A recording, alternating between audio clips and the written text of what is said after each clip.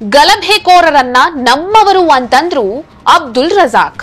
ಸಮಾಜಮುಖಿ ಕೆಲಸ ಮಾಡುವವರನ್ನ ನಮ್ಮವರು ಅಂದ್ರೆ ಪರವಾಗಿಲ್ಲ, ಈ ರೀತಿ ಗಲಭೆಕೋರರನ್ನ ನಮ್ಮವರು ಅಂತ ಇವರು ಹೇಳಿದ್ಯಾಕೆ?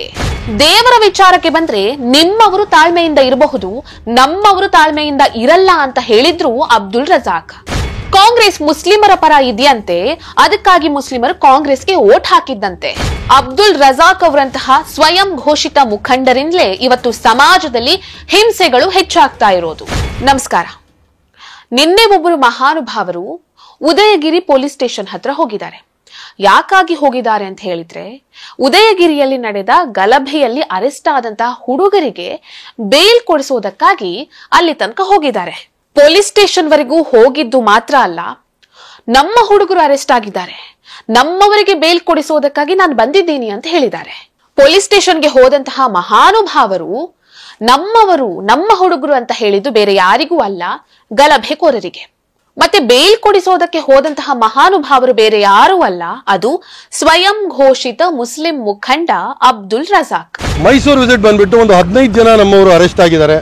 ಅದರಲ್ಲಿ ಇನ್ನ 2 ಸಣ್ಣ ಮಕ್ಕಳು ಅರೆಸ್ಟ್ ಆಗಿದ್ದಾರೆ, 2 ಜುವೆನೈಲ್ಸು, 15 ಅಡಲ್ಟ್ಸು.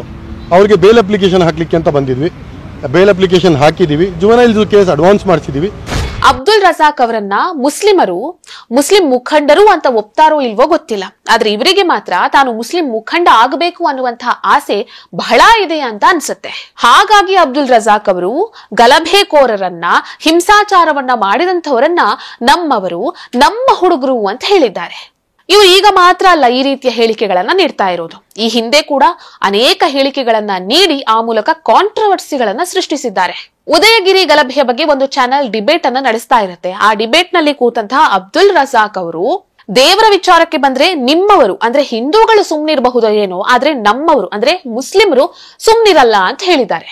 ಈ ಹಿಂದೆ ಇನ್ನೊಂದು ಚಾನೆಲ್ ನಲ್ಲಿ ಎಲೆಕ್ಷನ್ ನ ವಿಚಾರವಾಗಿ ಡಿಬೇಟ್ ನಡೀತಾ ಇದ್ದಂತಹ ಸಂದರ್ಭದಲ್ಲಿ ಇದೇ ಅಬ್ದುಲ್ ರಜಾಕ್ ಅವರು ಪ್ರಧಾನಿ ನರೇಂದ್ರ ಮೋದಿ ಅವರಿಗೆ ಏಕವಚನದಲ್ಲಿ ಕರೆದಿದ್ದಾರೆ.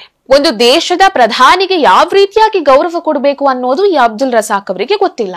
ಮುದುಕನಿಗೆ ರಿಟೈರ್ಮೆಂಟ್ ಏಜ್ ಹತ್ರ ಬಂದಿದೆ ಅಂತ ಪ್ರಧಾನಿ ಮೋದಿ ಅವರಿಗೆ ಅಬ್ದುಲ್ ರಜಾಕ್ ಅವರು ಹೇಳಿದ್ದಾರೆ. ಇದಿಷ್ಟೇ ಅಲ್ಲ, ದಕ್ಷಿಣ ಕನ್ನಡದಲ್ಲಿ ಲವ್ ಜಿಹಾದ್ ಪ್ರಕರಣ ನಡೆದಿರುತ್ತೆ. ಆ ಘಟನೆಗೆ ಸಂಬಂಧಿಸಿದಂತೆ ಒಂದು ನ್ಯೂಸ್ ಚಾನೆಲ್ ನಲ್ಲಿ ಡಿಬೇಟ್ ಪ್ರೋಗ್ರಾಮ್ ನಡೆಯುತ್ತೆ. ನ್ಯೂಸ್ ಚಾನೆಲ್ ನ ಆಂಕರ್ ಆ ಹೆಣ್ಣು ಮಗುವಿನ ಪೋಷಕರಿಗೆ ಕಾಲ್ ಮಾಡಿ ನಿಮ್ಮ ದುಃಖ ನಮ್ಗೆ ಅರ್ಥ ಆಗುತ್ತೆ ಅಂತ ಹೇಳ್ತಾರೆ. ಈ ರೀತಿ ಕೇಳಬೇಕಾದ್ರೆ ಅಬ್ದುಲ್ ರಜಾಕ್ ಅವರು ದುಃಖ ಯಾಕ್ರಿ ಆಗ್ಬೇಕು, ಸ್ಪೆಷಲ್ ಮ್ಯಾರೇಜ್ ಆಕ್ಟ್ ಅಂತ ಬಂದಿರೋದು ಯಾಕೆ, ಅದನ್ನ ಮಾಡಿರೋದು ಯಾಕೆ ಅಂತ ಕೇಳ್ತಾರೆ. ನೊಂದವರ ಜೊತೆ ಯಾವ ರೀತಿ ಮಾತಾಡಬೇಕು ಅನ್ನುವಂತಹ ಕನಿಷ್ಠ ಜ್ಞಾನವೂ ಕೂಡ ಅಬ್ದುಲ್ ರಜಾಕ್ ಅವರಿಗೆ ಇಲ್ಲ. ಈಗ ಹಿಜಾಬ್ ವಿಚಾರವಾಗಿಯೂ ಮತ್ತೆ ಅಬ್ದುಲ್ ರಜಾಕ್ ಅವರು ಮಾತನಾಡಿದ್ದಾರೆ. ಇನ್ನೇನು PUC ಎಕ್ಸಾಮ್ಸ್ ಹತ್ರ ಬರ್ತಾ ಇದೆ, ಆ ಎಕ್ಸಾಮ್ಗಾದ್ರೂ ಮುಸ್ಲಿಂ ವಿದ್ಯಾರ್ಥಿನಿಯರಿಗೆ ಹಿಜಾಬ್ ಅನ್ನ ಧರಿಸೋದಕ್ಕೆ ಅವಕಾಶ ಮಾಡಿ ಕೊಡ್ತೀರಾ ಅಂತ ಕೇಳಿದ್ದಾರೆ. ಕಾಂಗ್ರೆಸ್ ಮುಸ್ಲಿಮರ ಪರ ಇದೆ, ಹಾಗಾಗಿ ಮುಸ್ಲಿಮರು ಕಾಂಗ್ರೆಸ್ಗೆ ವೋಟ್ ಹಾಕಿದ್ದು ಅಂತಾನು ಹೇಳಿದ್ದಾರೆ. ಮುಂಬರುವಂತಹ ಎಕ್ಸಾಮ್ ನಲ್ಲಿ ಹಿಜಾಬ್ ಅನ್ನ ಧರಿಸೋದಕ್ಕೆ ಅವಕಾಶವನ್ನ ನೀಡದೇ ಇದ್ದಲ್ಲಿ ಉಗ್ರ ಹೋರಾಟವನ್ನ ಮಾಡ್ತೀವಿ. ಹಿಜಾಬ್ಗೆ ಅವಕಾಶವನ್ನ ನೀಡದೇ ಇದ್ರೆ ಎಜುಕೇಶನ್ ಮಿನಿಸ್ಟರ್ ಹತ್ರ ರಾಜೀನಾಮೆ ಕೇಳೋದಕ್ಕೂ ನಾವು ಹಿಂದೆ ಮುಂದೆ ನೋಡಲ್ಲ ಅಂತ ಹೇಳಿದ್ದಾರೆ. ಒಂದಲ್ಲ ಎರಡಲ್ಲ, ಇವರ ಈ ಕಾಂಟ್ರವರ್ಸಿ ಸ್ಟೇಟ್ಮೆಂಟ್ ಗಳ ಬಗ್ಗೆ ಹೇಳ್ತಾ ಹೋದ್ರೆ ಸಾಕಷ್ಟಿದೆ. ಈಗ ಇವರು ಗಲಭೆಕೋರರನ್ನ ನಮ್ಮವರು ಅಂತ ಹೇಳ್ಕೊಂಡಿದ್ದಾರೆ, ಅವರಿಗೆ ಬೇಲ್ ಕೊಡಿಸೋದಕ್ಕಾಗಿ ಹೋಗಿದ್ದಾರೆ. ಸಮಾಜದಲ್ಲಿ ಒಳ್ಳೆಯ ಕೆಲಸ ಮಾಡುವವರನ್ನ, ಸಮಾಜಮುಖಿ ಕೆಲಸಗಳನ್ನ ಮಾಡ್ತಾ ಬಂದವರನ್ನ ನಮ್ಮವರು ಅಂತ ಹೇಳ್ಕೊಂಡ್ರೆ ಅದರಲ್ಲಿ ತಪ್ಪೇನಿಲ್ಲ. ಇಂತಹ ಹಿಂಸಾಚಾರ ಮಾಡಿದವರನ್ನ, ಗಲಭೆಯನ್ನ ಮಾಡಿದವರನ್ನ ನಮ್ಮವರು ಅಂತ ಅಬ್ದುಲ್ ರಜಾಕ್ ಅವರು ಹೇಳ್ಕೊಂಡಿದ್ದಾರೆ. ಈ ರೀತಿಯಾಗಿ ಇವರು ಪುಂಡರ ಪರವಾಗಿ, ಗಲಭೆಕೋರರ ಪರವಾಗಿ, ಹಿಂಸೆಯನ್ನ ಮಾಡಿದವರ ಪರವಾಗಿ ಮಾತಾಡ್ತಾ ಇರೋದ್ರಿಂದಲೇ ಸಮಾಜದಲ್ಲಿ ಹಿಂಸೆಗಳು ಮತ್ತಷ್ಟು ಹೆಚ್ಚುತ್ತಾ ಇರೋದು. ಹಾಗಾಗಿ ಮುಸ್ಲಿಂ ಧರ್ಮದಲ್ಲಿರುವಂತಹ ವಿಚಾರವಾದಿಗಳು ಇಂತಹ ಸ್ವಯಂ ಘೋಷಿತ ಮುಖಂಡರನ್ನ ಸ್ವಲ್ಪ ದೂರ ಇಡಬೇಕಾಗತ್ತೆ. ಈ ರೀತಿಯ ಸ್ವಯಂ ಘೋಷಿತ ಮುಖಂಡರಿಂದಲೇ ಸಮಾಜದಲ್ಲಿ ಅಪನಂಬಿಕೆಗಳು ಹುಟ್ಟಿಕೊಳ್ತಾ ಇರೋದು, ಅನಾಚಾರಗಳು ಹೆಚ್ಚಾಗ್ತಾ ಇರೋದು ಅಂತ ಅನ್ಸುತ್ತೆ.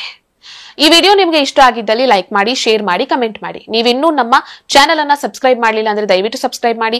ಹೆಚ್ಚಿನ ಮಾಹಿತಿಗಾಗಿ ಪಕ್ಕದಲ್ಲೇ ಇರುವಂತಹ ಬೆಲ್ ಐಕಾನ್ ಅನ್ನ ಪ್ರೆಸ್ ಮಾಡಿ.